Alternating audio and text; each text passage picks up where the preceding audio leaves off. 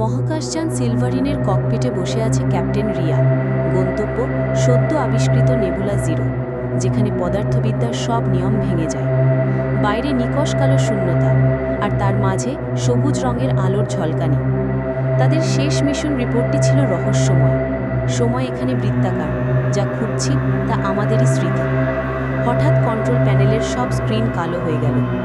রিয়া অনুভব করল যেন কেউ তার মস্তিষ্কের মধ্যে দিয়ে হেঁটে যাচ্ছে। একটা ঠান্ডা যান্ত্রিক কণ্ঠস্বর ফিসফিস করে উঠল, তোমাকে ফিরতে হবে না রিয়া, তুমি তো কোনোদিন যাওনি। রিয়া হাত বাড়ালো ইমার্জেন্সি রিবুট সুইচের দিকে, কিন্তু আয়নার মতো স্ক্রিনে নিজের প্রতিচ্ছবি দেখে সে জমে গেল। তার চেহারার বদলে সেখানে এক অচেনা এলিয়েন প্রাণীর মুখ, যার চোখগুলো সবুজ আলোয় জ্বলজ্বল করছে। সে বুঝল এই পুরো মিশনটাই ছিল একটা সিমুলেশন, আর আসল রিয়া হয়তো বহু আলোকবর্ষ দূরে কোনো অজানা পরীক্ষাগারে বন্দী।